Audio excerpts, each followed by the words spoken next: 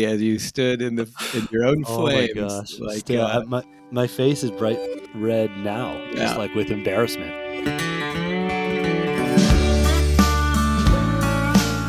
What is up, everybody? And welcome back to the Schooling Struggle Podcast. It is our belief that the only guarantee in life is that we are all going to struggle. And how we choose to embrace our struggles is what empowers us to become the best versions of ourselves. How's it going? My name is Pete, coming to you from Vermont, and with me is my friend and co-host Todd, coming to you from Washington State. What's up, Todd? what is happening, Peter Driscoll? Not much. Well, not much is happening with you. Just I don't working. believe it. But Christmas is coming. The goose is getting fat. Oh, by the way, there might be some squeaking dog sounds, toys, and stuff in my background because this dog's right underneath my feet. Your dog got an early Christmas present? I don't want to talk about that. We love Chewy at my house. Talk about it. Lots of Chewies. Yeah. Microphone loves to pick those up. Yep. So, in our 1-year anniversary episode that happened a few episodes ago, I mentioned that I had some real excitement about a couple different ideas for various episodes that I wanted to put forth in the coming year. And I had mentioned that I had a couple ideas for some series of podcasts that I wanted to run. And I'm going to launch one of those series with you this evening. And to be honest, it's a little bit of an experiment, which I'm excited about. All Could right. flop on it. It could flop on its face, or it could be one of the more successful endeavors that we try. Well, we won't know until we try. Well, let's experiment in real time, shall we? So, in my time of teaching, I've come to learn that my high school students absolutely love when I share stories from my past. And I got to a point last semester where every Thursday we did story time with Mr. D. And I always try to tie the story back to the content that I was teaching at the time as the lesson. But it was often really difficult to do that because I only had so many stories with certain subjects that I was teaching. Yeah. And the real truth is the large majority of my stories are just not appropriate to share in school. And since this is a semi-school related endeavor, my students and colleagues and people in my school community tune into our podcast. I still have to keep it fairly acceptable for families. Would you call it PG? Or is it PG-13 or above? Yeah, we can maybe PG-13. Okay. But this one's good. So your role, Todd, with Storytime with Mr. D, is to listen to the story, to stop me and ask any clarifying questions along the way in case I skip over something that doesn't make sense to you or it isn't clear. And at the end, we can just do a little dive into what you learned about my story or what I could have learned about myself from the story or what the listeners could learn from my experience or my discomforts in the stories that I share. Oh, this is going to be fun. Story so if I heard you right, I'm supposed to listen, stop you, and then dive in. Yes. That's what you're looking for? It's a little bit different than stop, drop, and roll, but it's just listen, stop, and dive. It is a bit different. Yeah. I actually put a lot of pressure on myself to decide what story am I going to lead off with for the very first episode of Storytime. And after doing some thinking, this is the one that I came up with. I'm actually kind of nervous right now because I want to get this. I want to get this clean. I want to get this right. Interesting. Yeah. Don't forget, we know a guy who edits, so you can tune it. Someone once told me if you're nervous, it's a good sign that you care. There you go. Nerves is good. So a number of years ago, at the ripe age of approximately 30, I think it was around 2008-ish, this went down. I can't confirm that, but somewhere around that timeline. I was training for a family tradition that I would run with my brothers in this race called the July 4th Fun Run in the seaside community where I spent the 4th of July in Connecticut, little town called Groton, Long Point, Connecticut. And every July 4th there was a fun run, and that's what it was meant to be. And I have been known in my family to compete the fun right out of anything, and this is a ripe example of me doing just that. In the year prior, I was 29-ish, and I thought it'd be cool to train hard enough to see if I could get in the top 3 in this fun run. That really wasn't a competition for the large majority of people that were running, but it was a competition for me. How many people approximately are in fun run? Approximately 200-ish, somewhere in there. And your brothers. and my brothers. Okay. And my older brother is 3 years older than me, and my younger brother is 6 years younger than me. Okay. And I will be scraped off the pavement dead before I would ever let either one of them beat me in this fun run. Okay. So I'd train in, May and June leading up to the race to prepare to, at the very least, beat my brothers, but maybe even secure a spot in the top 3. And when I was 29 years old, I was pretty sure that I was in 3rd place as I was coming toward the finish line. I had not my earbuds, but my headphones on with a old school Discman playing music. Students can look that up if they don't know what that is. Google that. Was it yellow? No, I didn't have the money for the Sony. No, Okay. It was the JBL cheap version. Okay. So the music is cranking, and I purposely, and I still do this often, will crank music loud enough so I can't hear myself breathe. Because if I can hear myself breathe, then it kind of slows me down and I get nervous. But if I can hear myself breathe, if I cannot hear myself breathe, then I can usually run faster. Interesting. And I'm coming to the finish line, and I look behind me, and when I look behind me, I don't see anybody. So I'm like, awesome. And as I'm getting closer and closer to the finish line, the people around the finish line are cheering like crazy. And I had my headphones on. I was like, oh, this is so cool. Like I finished in the top 3. They're cheering for me. This is such an amazing feeling. This is awesome. I reached my goal. And as I'm crossing the finish line, a kid, he could not have been a day older than 12 years old. I think he was closer to 10. Literally ran under my armpit and stole 3rd place from me. And because I'd let up, I looked behind and I didn't see him. And I think what happened was I looked over one shoulder and he must have just been out of my purview, and he must have been, over the left shoulder if I looked over the right. And when I looked back, I didn't see him, and I eased up toward the finish line, and he got 3rd and I got 4th, and I was devastated. And my friends and family were poking fun at me that he took me at the end, and I just didn't know he was there. And I had the capacity to run faster and beat him, but I just didn't do it. And I vowed to myself, never again will I not finish strong. So that entire year, I sat on that loss. And I knew that in that race, there's always like these literal Ivy League cross-country runners. One of the guys I lost to ran a 15.5-minute 5K at the time. And there's just some pretty serious runners in there, including a 12-year-old apparently, that I was going to be competing against. And I'm like, all right, this is going to be my year. Like what happened last year with getting 4th, my goal is to beat that and get in 3rd. So I trained hard, and I've gone through a bunch of different phases in my life of training for different physical endeavors. And this was kind of the beginning of my running phase. I went through like a 3 or 4 year period where I was really focused on 5Ks, and I was liking running that distance and liking training for it, and just wanted to do well with 5Ks. So this was going to be my year, 2007, somewhere in there. And as a PE teacher at the time, I was a teacher for grades kindergarten through 5th. And that following spring in May, I had a bunch of 3rd graders come up to me very excited in PE one day saying, Mr. D, guess what? Mr. D, we just signed up for a program and we're all going to train for a 5K together, and we're going to run a 5K in a month. I'm like, oh, that's so cool. And they'd come to class each week and share with me their progress. Oh, we ran 1.5 miles today. Oh, we ran 2 miles today. And as a PE teacher, students are very eager to share with you what they're doing for physical exercise outside of your class. It was just something feats really of awesome. Validated. Yeah. So as it's getting closer to the race, one of them says, Mr. D, will you come watch us race? And I'm like, oh, what's the date? They're like, yeah. They told me the date, and I was like, yeah, I think I could. I think I'm free that day. And then they're like, well, Mr. D, why don't you come run with us? And I was like, oh, that's cool. Like that's about a month before my 5K. Like I can use this as a training run to kind of get a measure of where I am. And I'm thinking to myself, I'll go run it, and then I'll be there to support you. That's a really cool, the timing of this is perfect. I never run a 5K, like a real race before the 4th of July. I was just always training by myself. So I thought this would be a good warm up. So I said, yep, I'll be there. I'll run it with you. So I get the date and the location, and I go there, and it's at this place in the town called Rutland, Vermont, at the Rutland Fairgrounds. And I arrive at the Rutland Fairgrounds by myself, because if I take a race serious, I don't want to go with anybody. I don't want to be beholden to anybody's schedule.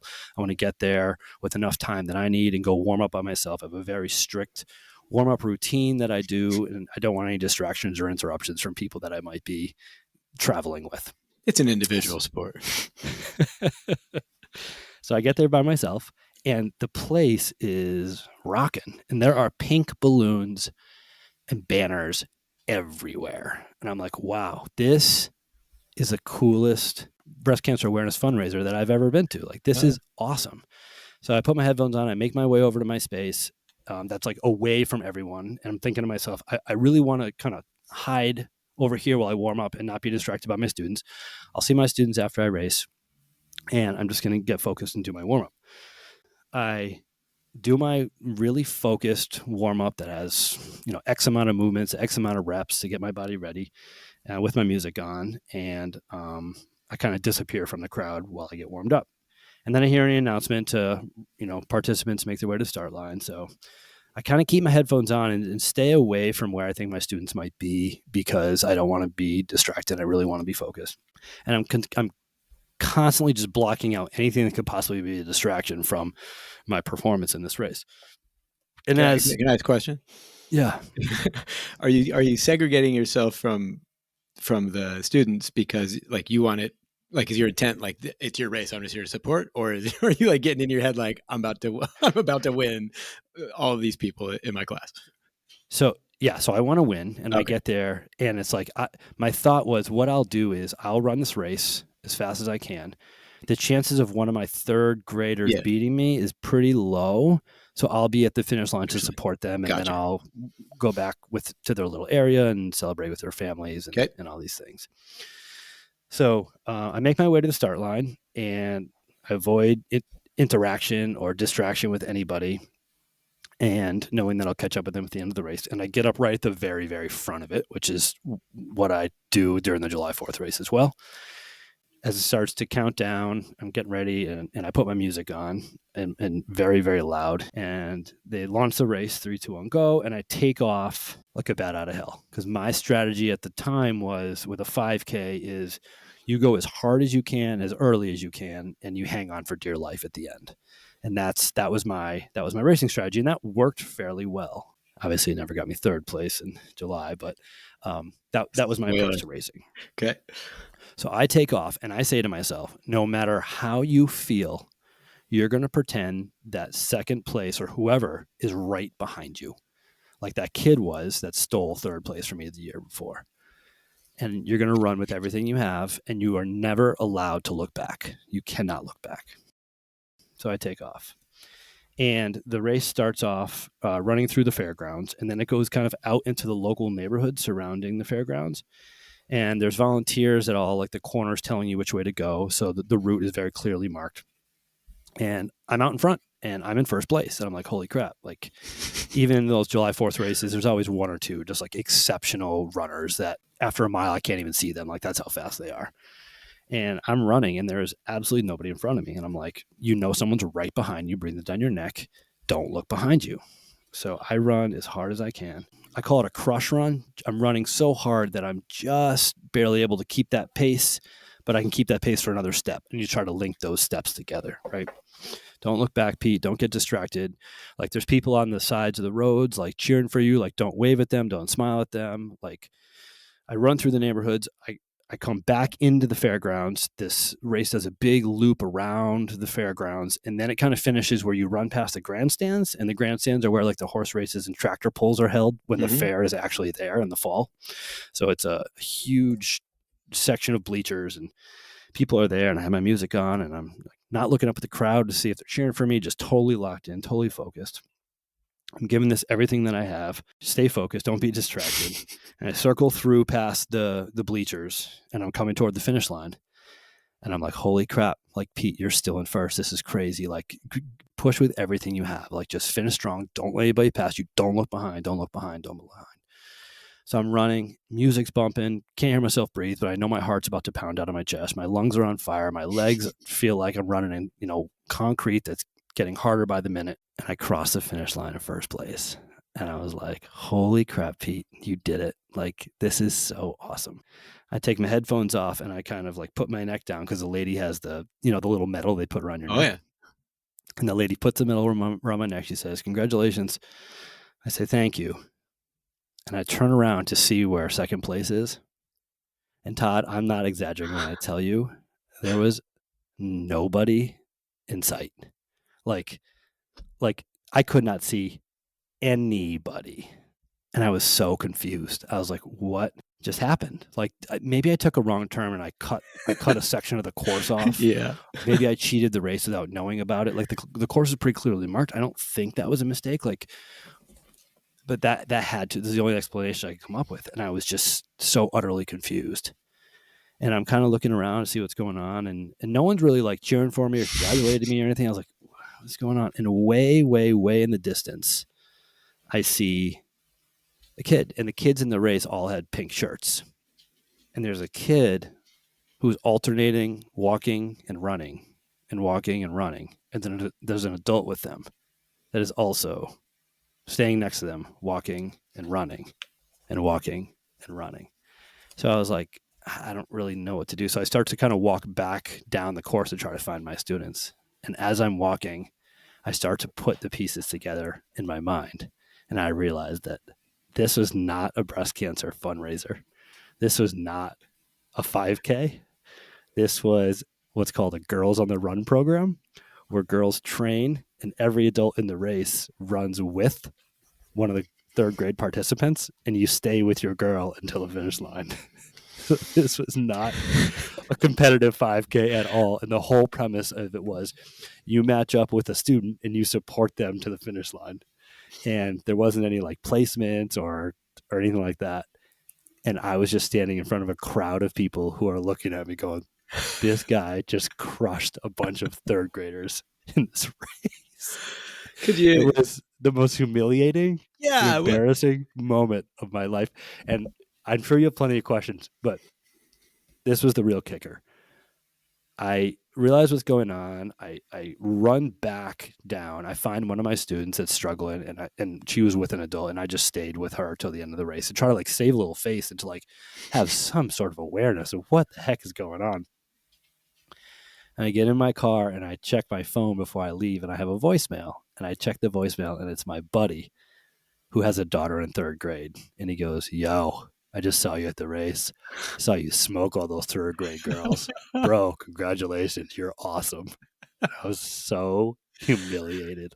Oh, Zero awareness as to what I put myself into. what did that teach you in that moment? Like in that humility, as you stood in your own Oh my flames, gosh. like Still, my face is bright red now, just yeah, like with embarrassment yeah. about my lack of understanding of what I Hmm. did that day. Well, what did you change about Yeah. yourself that day as a result, if anything?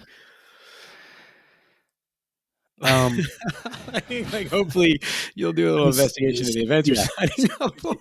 situational awareness is a really important. I don't know if you Yeah, want to call it a skill or yeah.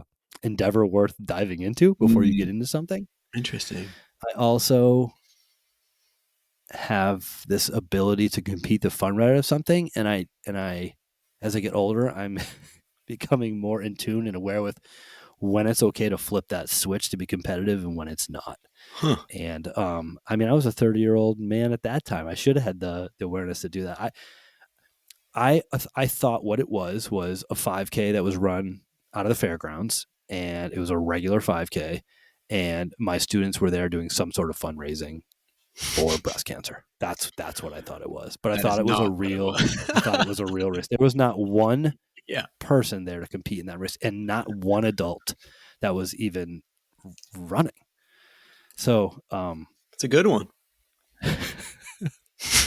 but when I checked my phone, my buddy's like, "Dude, I heard you smoked a bunch of third graders. Congratulations!" I was like, "Oh my god." Was He he the wasn't only even one from that my ever said town. anything? He was from a different town with a different school. So it turns out, and I know I'm very aware of this now. In the state of Vermont, there's this program called Girls on the Run. And what it is third through fifth grade girls sign up for a program, and there's a curriculum, and you have a coach, and they go after school like any other sport to practice. And the entire premise of the program is to build up the confidence Mm-hmm. of young girls through running. And the entire 6-week program, or however long it is culminated with this 5K. Like, you've achieved something, you've trained for something, you've worked for something. We're going to all go run the 5K together. And if you cross the finish line, doesn't matter if you walk the entire way or run, walk, or whatever. If you cross the finish line, you have earned this thing. Sure. and you should feel good about yourself because you've worked for this thing, and I think the program is beautiful, and it's really well run, and it's really focused on the lessons of building confidence and what you do in certain scenarios and how you carry yourself and all these wonderful things. And then the PE teacher of Heartland Elementary School goes there and just takes it so serious, having no clue what he got into, and smashes everyone. I mean, I finished that race. I don't think that first girl crossed the thing for a good 10 or 15 minutes. Yeah, you did good. Did you PR? There was no timer there. I had no idea. I had no Are you idea telling me how you're to that run it. competitive and you didn't even time yourself? Like no watch or nothing? No, Wow. because Because you I didn't want expected to it have was a all gonna pace. be I there. want to Yeah. run as hard as I possibly. Yeah, I thought yeah. that would slow me down. And any other race that I'd run, there's a timer at the end, Sure. and you just see what time you finish. Any And typical I race, it would be that way. I have a few things that I marked over here. Thank you for sharing because that's a great story. You should write that down as a short story or something. But you've taken the first step. I want you to know that when you got fourth place, the kid did not sneak in and take it from you. He actually beat you while you weren't paying attention. But I think you already learned that lesson because you were like, never again. But I had something all I'm similar. saying is that race, I finished that race with something in the tank. Hmm. And I think that if I knew he was there, I could have emptied the tank and beat him. But Maybe not. you may disagree. I I don't know. don't. I mean, he won, so that's all there is to it. My competitive fire still burns Yeah, bright. Oh, he beat me. Absolutely. He oh, I beat could me. tell it's on, Yeah. and the second point is you get half points for because you actually grew and you went for a goal and you did your best, right? It just happened to be that you didn't pay attention to the context. But I mean, I feel like half of the partial intent was realized there. There's just like looking back on it, there was so many warning signs of what the Yeah. thing actually was. Hmm. Like I didn't even look into this program. That it was the first year of the program at my school. I didn't know what the program was. I'd seen like signs, like looking back, I'd seen signs of bulletin boards for Girls on the Run program. Sure. Please, sign up. And then I heard my students talking about their practices, and I just figured they were all just like training for a 5K. Yeah. So how did the As July 5K go? 8-year-olds. I did end up getting third in that race. I don't actually remember if it was that year. Oh, I but you really did beat your don't. brothers. They weren't first and second, right? So Neither of them have ever beat me in that race. Yeah. there you go. Well, it's probably because they're Yeah. older than 10 or 12. But I did try to hang with that dude who ran a 15:30. I tried to stay with him for the first mile, and then Good I luck. realized like this dude he's a real runner. I'm not a real runner. I'm just someone who runs. Yeah. Yeah. I'm not anymore, but That's a good I was one. then. I'm not a real runner. I just run. I like that. Yeah. That's a great story. I don't know. I think the lesson was learned very eloquently there. Yeah, I don't think we need to dive deep into it and I don't think talk so. about it like the lessons learned, but Yeah, that's a good one. Yeah, story time. Yeah, story time. Have you told that one before?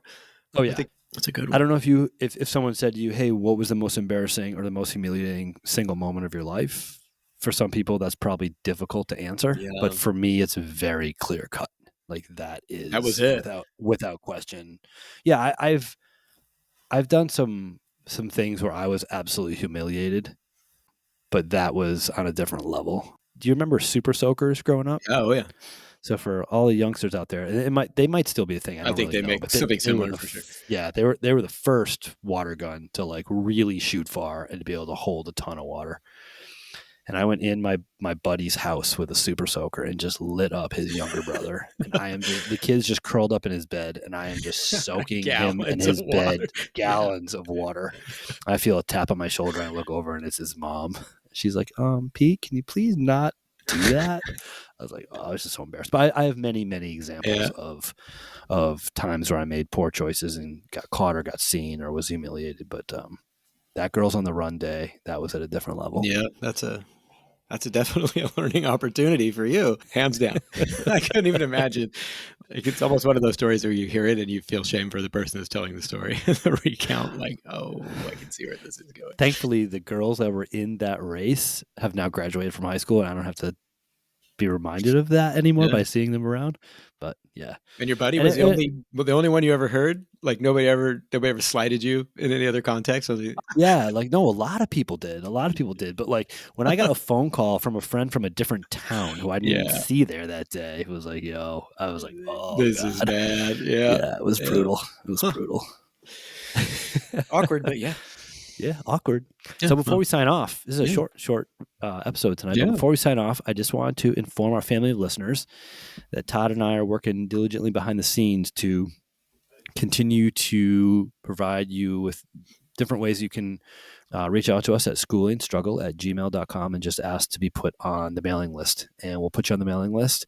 And that way, every time an episode comes out, you'll be reminded via email. I know many of you are following or subscribe through your different platforms, but we're just finding ways that we can reach out to you. And then we are in the midst of, at some point, launching and putting every episode on YouTube as well. So not video, just audio with our logo, but that you can access, or anybody can access, these episodes on YouTube.